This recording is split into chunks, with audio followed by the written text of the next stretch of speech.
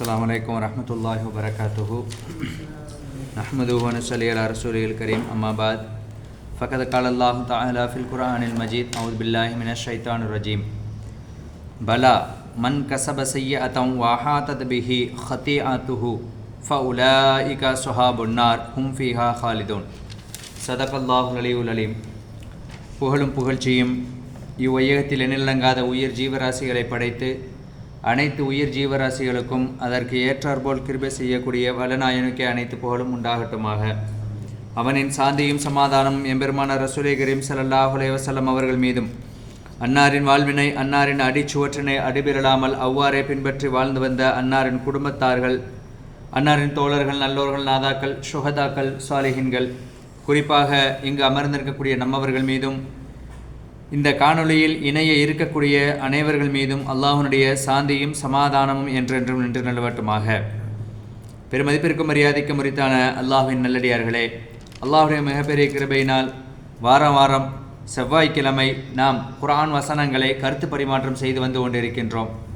அதன் அடிப்படையில் இந்த வாரம் சூரா அல் பக்ரால 81வது ஆயத்தை நம்ம பார்க்க இருக்கிறோம். அதுக்கு முன்னாடி போன ஆயத்தில் அந்த யூதர்கள் வந்து நபி ஸல்லல்லாஹு அலைஹி வஸல்லம் அவங்கள்ட்ட வந்துட்டு என்ன சொன்னாங்க அப்படின்னாக்கா, நாங்கள் கொஞ்ச காலங்கள் மட்டும்தான் நரகத்துக்கு போயிடுவீங்கப்பா, நீங்கள் அல்லாஹ்வை ஏற்றுக்கிறல, அல்லாஹ்வுடைய தூதராக என்னை ஏற்றுக்கிறல அப்படின்னாக்கா நரகத்துக்கு போயிடுவீங்க அப்படின்னு சொல்லிட்டு அந்த நேரத்தில் வந்து அந்த யூதர்கள் சொன்னாங்க. என்ன சொன்னாங்கன்னாக்கா, நாங்கள் நரக நெருப்பு தீண்டும் அப்படிங்கிறது உண்மை தான், நாங்கள் கொஞ்ச காலங்கள் மட்டும்தான் நரகத்தில் இருப்போம், அதுக்கப்புறம் நாங்கள் என்ன செஞ்சுருவோம், சொர்க்கத்துக்கு போயிடுவோம் அப்படின்னு சொல்லிட்டு சொன்னாங்க. அப்போ அல்லாஹ் என்ன கேட்டால், அவங்க என்கிட்ட எதுவும் அக்ரிமெண்ட் எதுவும் பண்ணிட்டு வந்திருக்கிறாங்களா அப்படின்னு கேளுங்க நாயகமே அப்படின்னு சொல்லிட்டு அவங்கள பார்த்து அல்லாஹ் சொன்னான். அப்படி அல்லாஹ் ஒரு கால அக்ரிமெண்ட் பண்ணியிருந்தால் ஒப்பந்தத்தை அல்லாஹ் மீற மாட்டான். ஆனால் அல்லாஹ் இது சம்பந்தமான ஒப்பந்தங்கள் எதுவும் அவங்கள்ட்ட செய்யலை அப்படிங்கிற விஷயத்த நீங்கள் அவங்கள்ட்ட தெளிவாக சொல்லிடுங்க அப்படின்னு சொல்லிட்டு அந்த ஆயத்தில் பார்த்தோம். இப்போ அல்லாஹ் வந்து நேரடியாக அல்லாஹ்வே பதில் சொல்கிறான், நீங்கள் நினைக்கிற மாதிரிலாம் ஒன்றும் கிடையாது, நீங்கள் என்ன நினச்சிக்கிட்டு இருக்கீங்க, கொஞ்ச நாள் மட்டும்தான் நாங்கள் நரகத்தில் இருப்போம், அதுக்கப்புறம் நாங்கள் சொர்க்கத்துக்கு போயிடுவோம் அப்படின்னு நீங்கள் நினச்சிக்கிட்டு இருக்கீங்க. நீங்கள் நினைக்கிற மாதிரிலாம் ஒன்றும் கிடையாது. ஒரே ஒரு விஷயத்தை புரிஞ்சுக்கோங்க, தவறான செயல்கள் யார் எல்லாம் செய்கிறாங்களோ, அல்லாஹுக்கு இணை வைக்கிறது, அல்லாஹ் எதெல்லாம் தடுத்திருந்தானோ அதை பூரா செஞ்சாங்களோ அவங்களுக்கு எல்லாருக்குமே என்னதான், ஒதுங்குமிடம் நரகம்தான். அதில் மாற்று கருத்துக்கள் எதுவும் கிடையாது. அதே மாதிரி நீங்கள் என்ன சொன்னீங்க, 40 நாட்கள் மட்டும்தான் இருப்போம், அதே மாதிரி இன்னும் உங்களில் சில பேர் சொன்னாங்க 1 வாரம் மட்டும்தான் இருப்போம், நாங்கள் நிரந்தரமாக இருப்பீங்க அந்த நரகத்துக்குள்ளே அப்படிங்கிறதுல எந்த விதமான சந்தேகமும் இல்லை. அதே சமயத்தில் என்னை யார் ஏற்றுக்கிட்டாங்களோ, என்னை ஏற்றுக்கிட்டு என்னுடைய இறை தூதரையும் யாரெல்லாம் ஏற்றுக்கிட்டாங்களோ, அது மட்டும் இல்லாமல் நல்ல அமல்கள் செய்கிறாங்களோ, இன்ஷா அல்லாஹ் பின்னாடி என்னென்ன நல்ல அமல்கள்னு அடிப்படை அந்த விஷயங்கள் ஒரு மனுஷன்ட்ட வந்துருச்சுன்னு சொன்னாலே அவங்க என்னதான் ஜெயம் பெற்ற மனிதர்கள் அப்படிங்கிற பின்னாடி ஒரு லிஸ்ட் எல்லாம் போட்டு காமிக்கிறான். அப்போ நல்ல விஷயங்களை யார் உங்கள்லேருந்து செஞ்சு ஆரம்பிச்சிட்டாங்களோ அவங்களுக்கு என்ன செய்வோம், நம்ம சொர்க்கத்தை கொடுத்துருவோம். நீங்கள் எப்படி நரகத்தில் நிரந்தரமாக, சொர்க்கத்தில் நாங்கள் நிரந்தரமாக இருக்க மாட்டோம், நரகத்தில் நாங்கள் நிரந்தரமாக இருக்க மாட்டோம், சொர்க்கத்துக்கு அதுக்கப்புறம் போயிடுவோம் அப்படின்னு எப்படி நீங்கள் சொன்னீங்களோ, இப்போ நான் சொல்கிறேன், நல்ல அமல்கள் யார் செஞ்சாங்களோ அவங்க எல்லாரும் எங்கே போயிடுவாங்க, சொர்க்கத்துக்கு போயிடுவாங்க, அவங்க சொர்க்கத்தில் நிரந்தரமாக இருப்பாங்க அப்படிங்கிறத இந்த இடத்துல எல்லாம் உறுதிப்பட சொல்லி காமிக்கிறான்.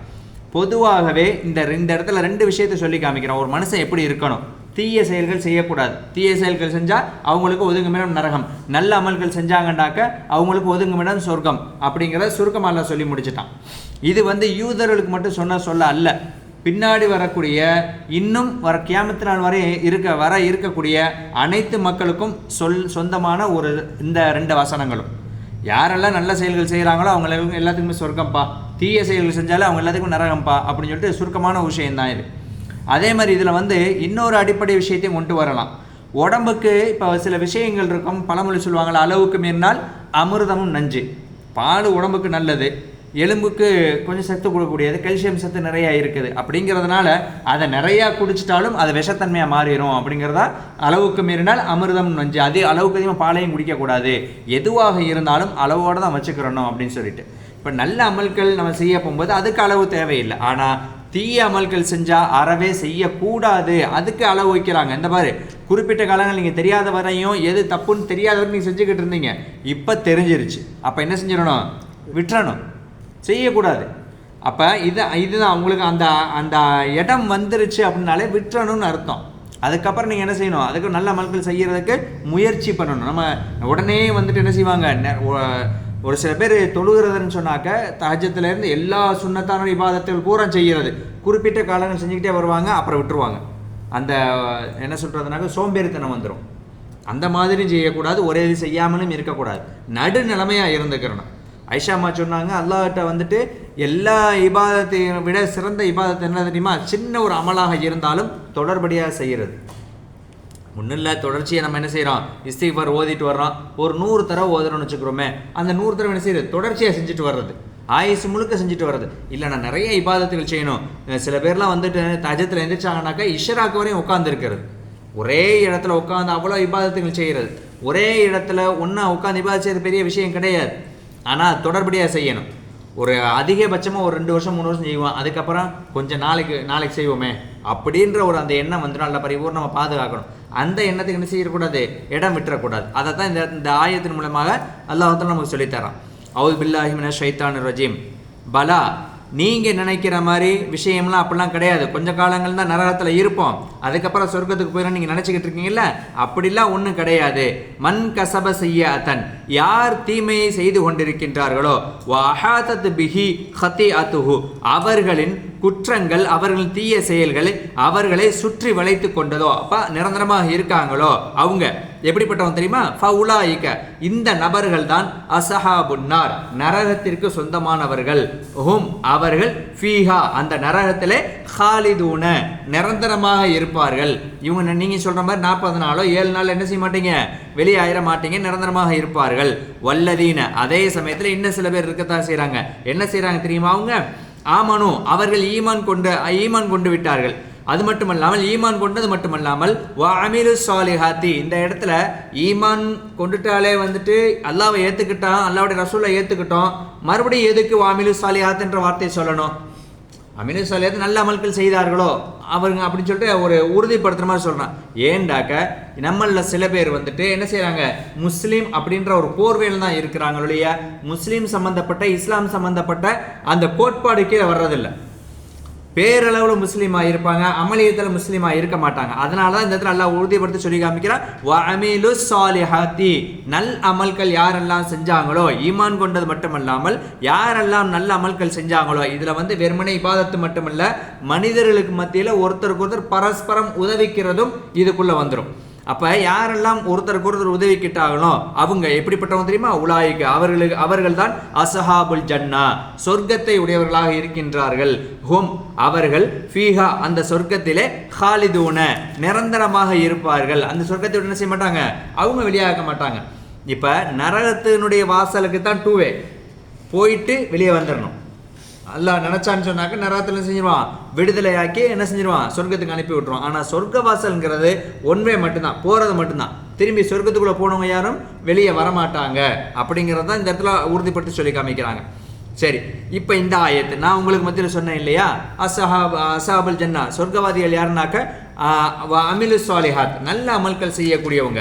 இந்த நல் அமல்களில் இந்த வரக்கூடிய அந்த விஷயங்களில் பட்டியலில் வந்து முதல்ல வரக்கூடிய இடம் எது அப்படின்னாக்க, நீங்கள் வந்து என்ன செய்யக்கூடாது, ஷிர்க் வைக்கக்கூடாது, அல்லாஹுக்கு இணை வைக்காதீர்கள். இப்போ பொதுவாகவே வந்துட்டு அல்லாஹ் நாடுனான்னு சொன்னாக்க எவ்வளோ பெரிய பாவமாக இருந்தாலும் மன்னிச்சிருவான். என்ன அப்போ சஹாபாக்கள் நாயம் சலாசம் சொல்லிக்கிட்டு இருக்கிறாங்க, சஹாபாக்களுக்கு மத்தியில் அல்லாஹ் நாடுனான்னாக்கா எவ்வளோ பெரிய பாவமாக இருந்தாலும் மன்னிச்சிருவான் அப்படின்னு சொன்ன அந்த நேரத்தில் வந்து சஹாபாக்கள் கேட்டாங்க, யார் ரசூலுல்லாஹ், திருடுனாலுமா அப்படின்னு கேட்டாங்க. திருடுறது பெருங்கொண்ட பாவ லிஸ்ட்டில் கொண்டு வர்றாங்க. திருடுனாலுமா அப்படின்னு கேட்டாங்க. ஆமாம், திருடுனாலும் தான் அப்படின்னு சொல்லிட்டு நாயம் சலாசம் சொல்லி காமிக்கிறாங்க. அடுத்து அந்த வலைக்கம் சலாம் சில லிஸ்ட்டுகள் போடும்போது பொய் சொல்கிறதையும் கொண்டு வர்றாங்க. பெரும்பாவத்தில் உள்ள உட்பட்டது வந்துட்டு பொய் சொல்கிறதையும் கொண்டு வர்றாங்க. இந்த பொய் சொல்கிறதுங்கிறது வந்துட்டு ஈமான சாப்பிட்றோம் அப்படின்னு நாயம் சொல்லி காமிக்கிறாங்க. அல் கிதுபு யகுல் ஈமான், ஈமான பொய்ங்கிறது ஈமான சாப்பிட்றோம், கவனமாக இருங்க அப்படின்னு சொல்லி காமிக்கிறாங்க. அப்போ பேசிக்கிட்டு இருக்கும்போது சஹாபாக்கள் கேட்டாங்க, மறுபடியும் கேள்வி கேட்குறாங்க, ஜினா செய்தாலுமா அப்படின்னு கேட்குறாங்க.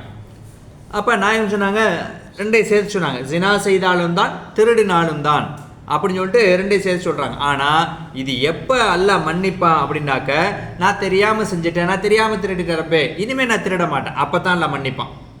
நான் தெரியாமல் விபச்சாரம் பண்ணிட்டேரப்பே, ஜினா பண்ணிட்டேரப்பே, நான் இனிமேல் செய்ய மாட்டேன் அப்படின்னு அதில் உறுதியான முடிவு எடுத்துடணும். அப்போ தான் அல்லாஹ் அந்த ஒரு விஷயங்களே மன்னிப்பான்.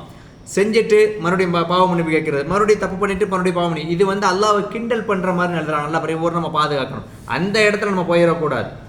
அல்லாஹ் வந்து எதை விரும்புகிறான்? அல்லாட்ட தௌபா பண்ணுறதை விரும்புகிறான். எப்போ தௌபா பண்ணுறதை விரும்புகிறான்? இனிமேல் அந்த தப்பை நம்ம செய்யக்கூடாது, தப்பின் பக்கம் போகக்கூடாது. அப்போ தான் அல்லாஹ் அதை விரும்புவான். சரி, இப்போ நாயகம் ஸல்லல்லாஹு சொல்லி காமிச்சாங்க, திருடினாலும் தான், பொய் சொன்னாலும் தான், ஜினா செய்தாலும் தான் அல்லாஹ் உங்க பாவத்தை மன்னிச்சிருவான் ஒன்றை தவிர அப்படின்ட்டாங்க. என்னதான்? ஷிர்க் வைக்கிறத தவிர வேற எல்லாத்தையும் அல்லாஹ் மன்னிச்சிருவான். இப்போ ஷிர்க் வைக்கிறது, இப்போ நம்மளாம் வந்துட்டு பல விதமான கருத்துக்கள், ஏன்னா இன்னைக்கு வந்து முகநூல் நம்ம கையில் இருக்கிறதுனால ரொம்ப பல விஷயங்கள் நம்மள்கிட்ட வந்து பல விதமான சர்ச்சைகளை ஏற்படுத்துது. ஷிர்க் அப்படின்றாலே எல்லாத்தையும் சைட் மணிக்கு அடிக்கிறது. இப்போ கபர் ஜியாரத்தில் போய் அந்த மன்னரை வாசிகளுக்கான துவா செய்யுங்க, நாயம் சொன்ன வார்த்தை, நீங்கள் அவங்களுக்கான துவா செய்யுங்க, உங்களுடைய சகோதரருக்கான நீங்கள் செய்யுங்க, துவா செய்யுங்க, அவருடைய மன்னரை வேதனைகள் குறைக்கப்படும் அப்படின்னு சொல்லிட்டு நாயம் சொல்லி காமிச்சிருக்கிறாங்க. அதே மாதிரி மன்னரை வாசிகளுக்காக உங்களால் என்னென்ன முடியுதோ ஓதி ஹதியா செய்யுங்க, நாயம் சொல்லி காமிச்சா வார்த்தை. அதை விட்டுட்டு நீ கபூரில் போய் கை தூக்கிட்டா ஷிர்க் வச்சுட்ட அப்படின்றாங்க. நீ உடனே அது ஒரு ஷிர்க் ஆகிடுது. அதே மாதிரி வந்துட்டு இன்றைக்கி நம்ம விளங்க வைக்கணும் அப்படிங்கிறதுக்கான பல நேரங்கள் நான் சொன்ன ஒரு வார்த்தை, பல இடங்களில் சொன்ன ஒரு வார்த்தை, ஒரு மருத்துவர்கிட்ட போகிறோம், நமக்கு உடம்பு சரியில்லை, ஒரு மருத்துவர்கிட்ட போகிறோம், அந்த மருத்துவர்கிட்ட போயிட்டு வந்த பிறகு நமக்கு என்ன செஞ்சிருச்சு? உடம்பு நல்லா வந்துருச்சு.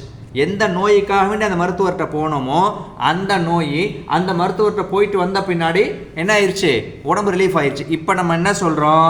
அந்த மருத்துவருடைய பெயரை சொல்லி, அந்த டாக்டருடைய பெயரை சொல்லி சொல்கிறோம், இந்த டாக்டர்கிட்ட நான் போய் பார்த்தனால தான் என் உடம்பு சரியாச்சு. இப்போ இந்த இடத்துல யாரை மறந்துட்டோம்? அல்லாஹ்வை சொல்லலை, சரியா? ஆனால் அல்லாஹ் தான் நம்ம கல்வியில் போடுறது. நீ வந்து வெறுமனே வந்து உனக்கு எல்லாம் சரியாயிரும் அப்படின்னு நினைக்காத. அருமை சஹாபாக்களுடைய காலத்தில் வந்துட்டு பல நோய்களுக்கும் சஹாபாக்கள் ஆளானாங்க. நம்ம எல்லாருமே கேள்விப்பட்ட ஒரு சம்பவம் தான், கேள்விப்பட்ட ஒரு விஷயங்கள் தான். ஒரு சஹாபிக்கு வந்து காலில் கட்டி வந்துடும், அவர் அந்த சஹாபியால் நின்று தொழுக முடியாது, ரொம்ப சிரமப்படுவாங்க. போய் வைத்தியம் பார்த்து அந்த நேரத்தில் வந்து சொல்லுவாங்க, அதை அறுவை சிகிச்சை ஆப்ரேஷன் பண்ணி அந்த கட்டியை வெளியாக்கணும் அப்படிம்பாங்க. அந்த காலத்தில் நாட்டு வைத்தியம் தானே, அப்போ ஆப்ரேஷன் பண்ணி கட்டியை வெளியாக்கணும் அப்படிம்பாங்க. அப்போ வெளியாக்கணும்னா மயக்க மருந்து கொடுக்கணும். அப்போ அந்த சஹாபி சொல்லுவார், நான் மயக்க மருந்து போட மாட்டேன், அது வந்து எனக்கு முடியாது, என்னால் தொழுகாமையெல்லாம் இருக்க முடியாது, நான் அதில் உறுதியாக இருப்பேன். அப்போ இதுக்கு என்ன ஒரு தீர்வு அப்படிங்கும்போது அவங்களே சொல்லுவாங்க, நான் தொழுகைக்குள்ளே போயிட்டேன்டாக்க நான் இனிமே மறந்துடுவேன். அந்த நேரத்தில் நீங்கள் என்ன செய்யுங்க? ஆப்ரேஷன் பண்ணி அந்த கட்டியை எடுத்துருங்க அப்படிம்பாங்க. அப்போ உலகம் சம்மந்தப்பட்ட மருந்துக்களும் நம்ம என்ன செய்யணும்? இருக்குது அப்படிங்கிறது தான் உண்மை. அதுக்காக வேண்டிய உடனே டாக்டர் பேரை சொல்லிவிட்டு அப்போ அது ஷிர்காது அப்படின்னா அது வந்து நம்முடைய குறுகிய சிந்தனைன்னு அர்த்தம். அது தப்பு. அது இதெல்லாம் ஷிர்காக ஆகாது. ஷிர்க்குனா என்ன அப்படின்னாக்க ஒரு உருவத்தை கொண்டு வந்து அல்லாஹுக்கு பதிலாக அதுகிட்ட போய் நம்ம வந்து செய்கிறது, நம்மளுடைய தேவைகளை சொல்லி கேட்கறது. ஒரு உருவத்தை நினச்சிக்கிறது, கற்பனை பண்ணிக்கிறது. இந்த உருவத்தில் சொல்லி என்ன செய்கிறது? எனக்கு இப்போ உதாரணத்துக்கு சொல்ல போனாக்க ஒரு சமீப காலத்துக்கு முன்னாடி, ஒரு 4-5 நாளைக்கு முன்னாடி நம்ம சகோதரி புர்கா போட்டிருக்கிறாங்க. அந்த அம்மா சொல்கிறாங்க, ஒரு மாற்று மதத்தினுடைய கடவுளுடைய பெயரை சொல்கிறாங்க. 113 தடவை அந்த கடவுளுடைய பெயரை சொல்லுங்கள், உங்கள் வீட்டில் உள்ள கஷ்டங்கள் பூரா போயிடும் அப்படிங்கிறாங்க. இதுதான் ஷிர்க். இந்த இடத்துல அல்லாஹ்வுடைய பெயரை சொல்லலாம், அதுக்கு பதிலாக அல்லாஹ்வுடைய பெயர் 99 திருநாமங்கள் இருக்குது, சரியா?